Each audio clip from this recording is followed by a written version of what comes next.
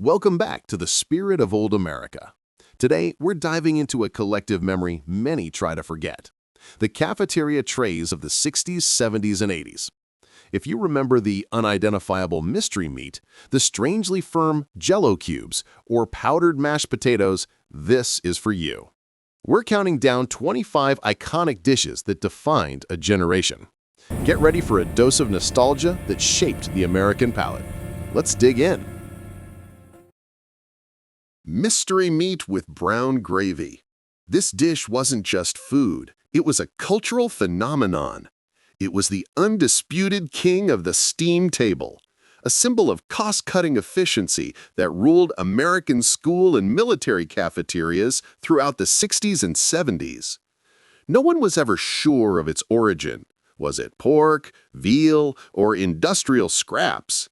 Its uniform gray color and dense, rubbery texture were aggressively masked by a thick, powdered brown gravy, making the entire experience a truly shared national enigma.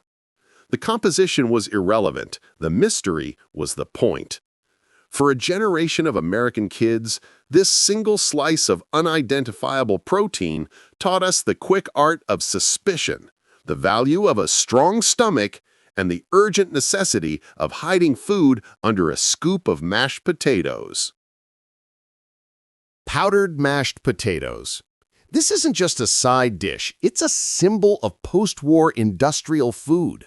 Born from military rations and popularized by efficiency drives in the 60s, these potatoes were the ultimate substitute for real food in both schools and hospitals. Mixed from dehydrated flakes in giant vats, this creation famously lacked flavor and real texture, ranging from a thin, watery soup to a strangely rubbery, sticky paste. Its true genius wasn't nutrition, but its ability to act as a bland, starchy glue, perfect for secretly burying uneaten vegetables or simply carrying a river of gravy. Lime or orange Jell-O cubes.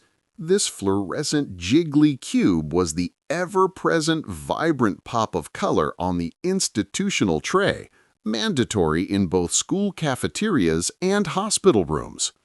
Unlike soft, homemade gelatin, this version was unnaturally firm and dense, designed to survive transport and extreme steam table temperatures.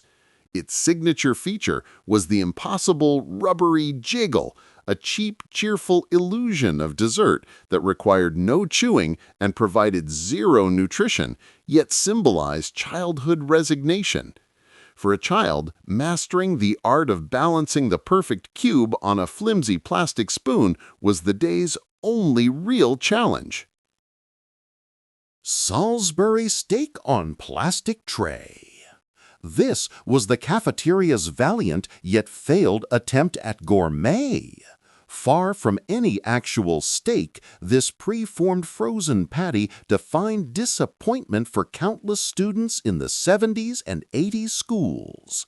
Its origin traces back to World War I, meant to be a cheap, palatable meat substitute, but by the cafeteria era, it had devolved into a rubbery gray disc swimming in a thin, watery brown gravy.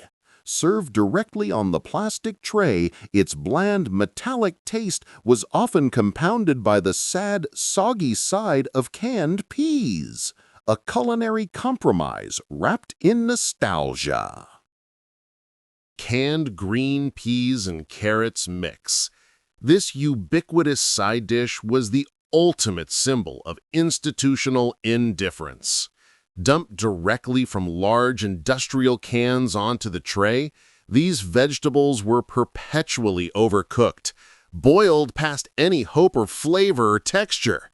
The peas were mushy and dull, the carrots sickly sweet and soft. Together, they formed a desaturated, grayish-green mess, pooling with residual canning water. This mix taught a generation of children and patients one vital lesson: that vegetables were not meant to be enjoyed, but endured, usually by being forcefully drowned in brown gravy or cleverly buried under mashed potatoes. Mac and cheese from a steam table. This dish was the ultimate comfort food gone wrong.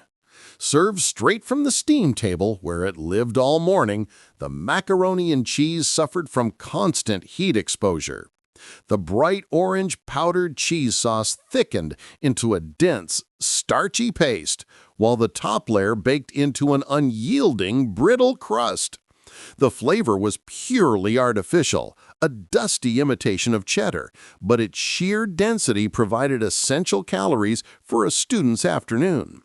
The trick was digging deep enough to find a scoop of the still creamy, or at least less crusted, center.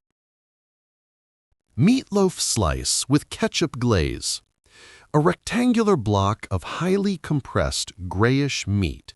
This was another classic institutional staple designed for durability, not delight.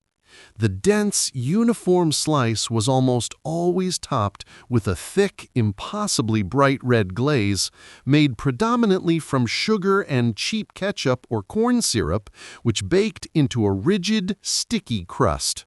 This sweet, artificial shell provided the only flavor contrast to the dry, tough, and often unseasoned meat beneath it. Whether served in a hospital cafeteria or a school lunch line, the meatloaf slice was a silent testament to cost efficiency, ready to be cut with a plastic knife and immediately regretted. Hospital chicken broth and saltines. This was the universal signal of recovery, or at least the absolute minimum required sustenance. Served in every 70s and 80s hospital, this clear, often watery broth was meant to be comforting, but rarely offered much flavor beyond a faint saltiness. It was perpetually accompanied by a small, dry packet of plain saltine crackers, their crispness a stark contrast to the bland liquid. For many patients, especially children, this meal symbolized a return to health, or at the very least, a temporary reprieve from more imposing hospital fare, a bland ritual of hope. Gelatin dessert with canned fruit. Often fluorescent green or cherry red, this jiggly, translucent dessert was a mandatory finish to almost every standard facility meal. It was an iconic symbol of 70s and 80s hospital food. The gelatin itself offered little more than sweetness, but the surprise was the occasional chunk of canned peaches or pears suspended within, providing a contrast in texture and a burst of artificial flavor. Served in a small glass or plastic cup, it represented a brief, jiggling moment of sugary escape from the bland reality of recovery. Tuna noodle casserole. This was the epitome of budget-friendly school lunches in the 70s and 80s. A simple dish created by combining cheap egg noodles with watery, canned tuna and bound together by a thick layer of condensed cream of mushroom soup. The result was a surprisingly dense, grayish mixture that tasted overwhelmingly of salt and aluminum. Often, it was topped with a sparse scattering of dry, crushed potato chips or breadcrumbs, which served as a meager, crunchy contrast to the bland, mushy interior. Served from a huge, deep pan in the cafeteria line, it was filling but rarely inspiring, a foundational memory of school sustenance. Peanut butter and jelly sandwich on white bread. This was the ultimate safe harbor on a cafeteria tray. When the main dish was too questionable, the humble PB&J was the student's reliable backup plan. Always made with soft, commercially sliced white bread, thick peanut butter, sometimes smooth, sometimes crunchy, and sticky sweet grape jelly, it represented predictable, dependable sustenance. Served simply, often cut diagonally, and sometimes wrapped in wax paper, it was a personal island of familiar, home-like flavor amidst the chaos and unfamiliar textures of the school lunch line. Sloppy Joes. The name itself was a warning. This chaotic school staple consisted of ground beef mixed with a sweet and tangy, often acidic, tomato-based sauce heavily flavored with onions or green peppers. Served on a simple, yielding white bun, the experience was defined by its inevitable leakage. The sauce, thin yet staining, always ran immediately onto the sectional plastic tray, turning the bottom half of the bun into a soggy, disintegrating mess. It was messy, cheap, and utterly unavoidable, a true test of one's ability to eat quickly and without dignity. Fish Sticks Friday. The obligatory observance of Fish Day in American schools often manifested as these perfectly uniform rectangular blocks of processed white fish. They were defined by their thick, industrialized breading, which was often greasy and sometimes soggy from steaming. The fish inside was typically bland, pale, and compressed, having lost all natural texture in the processing. Served directly on the cafeteria tray with a side of tartar sauce or a lemon wedge, fish sticks were a staple, a predictable yet often underwhelming end to the school week. Tater tots. These bite-sized cylinders of grated, deep-fried potato were the ultimate crowd pleaser and one of the most recognizable items on any cafeteria tray. Characterized by their distinct, slightly lumpy texture and crispy golden exterior, they offered a welcome contrast to the softer main dishes. Served by the scoopful, they were always hot, salty, and often greasy. Tater tots were universal currency in the school lunch economy, providing a small, comforting moment of crunch and salt that students genuinely anticipated. Canned fruit cocktail and syrup. This dessert was an optical illusion. Served in a small glass or plastic bowl, the fruit cocktail was a vibrant splash of color on an otherwise bland tray. It contained unnaturally bright, processed chunks of peaches, pears, grapes, and the mandatory, startlingly red maraschino cherry. All were suspended in a thick, clear, excessively sweet syrup that glistened under the fluorescent lights. Although it offered a welcome sugary hit, its artificiality, from the uniform shape of the fruit to the texture of the thick syrup, was undeniable, a preserved memory of mass-produced sweetness in both schools and hospitals. Hospital diet plate. This meal was a testament to the fact that food could exist purely for function, devoid of pleasure. Typically prescribed for recovering patients, this plate featured a portion of pale, utterly unseasoned boiled or steamed chicken breast, often dry and rubbery, served alongside a scoop of plain, unbuttered white rice. The lack of salt or any distinguishing flavor was intentional, yet disheartening. Presented in a small, stark compartment on the hospital tray, this dish symbolized strict, joyless adherence to the medical regimen, the ultimate sacrifice of taste in the name of health.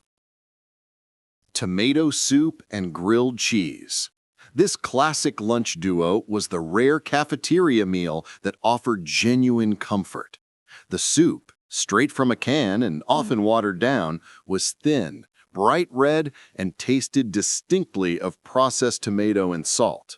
But the true star was the grilled cheese sandwich. Thick slices of white bread, heavily buttered and toasted to a golden brown crunch, encasing slices of creamy, melted, processed American cheese. The ritual was dipping the warm, greasy sandwich into the tart hot soup, a small moment of affordable, cheesy indulgence that provided a temporary, welcomed break from the institutional reality. Hospital oatmeal with no sugar. This standard breakfast offering was the epitome of bland, utilitarian, institutional food. Served lukewarm in a small, stark bowl, the oatmeal was thin, watery, and prepared without any salt, sugar, or dairy, emphasizing its purely medicinal purpose. Its texture was often slimy or grainy, in the visual absence of any fruit, syrup, or butter, confirmed its status as a joyless necessity. This was the required start to the day, a simple, pale reminder of the patient's strict dietary limitations. Chocolate pudding cup.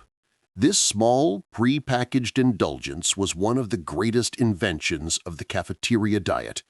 Served cold in a miniature plastic or foil cup with a pull-off lid, this pudding was thick, smooth, and gelatinously firm enough to hold its shape.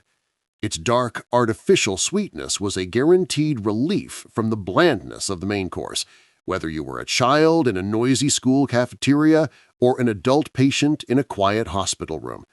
The best part was scraping the last cool, dark remnants from the bottom and the sides of the cup, enjoying every last consistent, processed bite. Boxed milk cartons. Found on virtually every school tray, this half-pint carton was the mandatory beverage of the institutional meal. The milk, available in whole, often with a red label, or low-fat, blue label, was frequently stored in refrigerators that couldn't keep up with the lunch rush, resulting in a temperature that was unappetizingly lukewarm. The experience was defined not just by the temperature, but by the subtle, metallic or papery taste that the cardboard packaging inevitably imparted. It was a required, yet rarely enjoyed, staple of the midday meal. Frozen pizza squares. This wasn't a pizza you knew from a parlor. This was the institutional version. Cut into perfectly rigid, often small squares or rectangles, this school lunch favorite was defined by its foundation, a thick, dense, and distinctly bread-like crust that was often tough and chewy. Toppings were minimal, a sparse scattering of greasy, pale cheese over a thin, brightly colored processed tomato sauce. Despite its industrialized nature, the pizza square carried an air of excitement, a high-demand item that temporarily elevated the cafeteria experience beyond the mundane. Instant ramen-style soup. Emerging in the late 1970s, this quick, cheap cup of noodles represented a subtle shift away from the mandated institutional diet. Served directly in its distinct styrofoam cup after adding hot water, this soup created a dramatic yet artificial cloud of steam. The content was unmistakable. Thin, pre-fried, squiggly noodles floating in a thin, salty, brightly colored broth studded with freeze-dried bits of vegetable and often tiny shrimp. This was a personal, trendy, and often highly coveted item, a portable moment of convenience and a welcome alternative to whatever the lunch lady was serving. Canned corn with butter-flavored oil. This ubiquitous side dish was the epitome of institutional simplicity. Served lukewarm, the corn consisted of small, uniform, pale yellow kernels that had been swimming in brine since they left the can. The flavor was dominated not by corn, but by the greasy, glossy film of artificial butter-flavored oil that coated every kernel. This oily film melted instantly into the heat, giving the dish a rich but ultimately fake buttery taste. It was a required, easy-to-serve vegetable that added a splash of unnatural color and a smooth, manufactured texture to any meal in the hospital or school setting. Apple crisp or peach cobbler. This dessert was the institutional attempt at a comforting home-style treat. Served warm in a small, often stained ceramic or plastic bowl, it consisted of a sweet, stewed fruit base, typically apples or peaches, that had cooked down into a soft, mushy pulp. The topping, meant to be crisp, was usually a thick, chewy layer of oatmeal and flour streusel that often remained slightly doughy and lacked the desired crunch. Despite its sugary sweetness, the texture was often uniformly soft and sticky, lacking both the freshness of fruit and the satisfying crispness, a reminder that even comfort food was subject to mass production compromises in schools and hospitals. hospital Jell-O for every patient. If you were a patient, you were getting Jell-O. This was the ultimate, mandatory dessert, seemingly served to every single person regardless of their specific dietary needs. It arrived in a small, stark cup or clear plastic dish, perfectly molded and glistening. The texture was key, translucent, perfectly firm, yet capable of an unnerving high-frequency tremble when the tray was moved. Its flavor was intensely artificial, cherry red, lime green, or orange, a splash of unnatural color and sugar that was often the only visually appealing item on the entire hospital tray. And so, our exploration of institutional cuisine has concluded. We have explored the ubiquitous, often bland, and occasionally cherished world of institutional cuisine, from the schools of the 60s to the hospitals of the 80s. These 25 dishes were defined by economics and efficiency, a system designed for mass feeding. Yet, amidst the low-quality fare, these small, predictable items, the pudding, the pizza square, the trembling Jell-O, shaped our shared memories. This food, with all its compromises, remains a powerful, collective taste of a structured American time.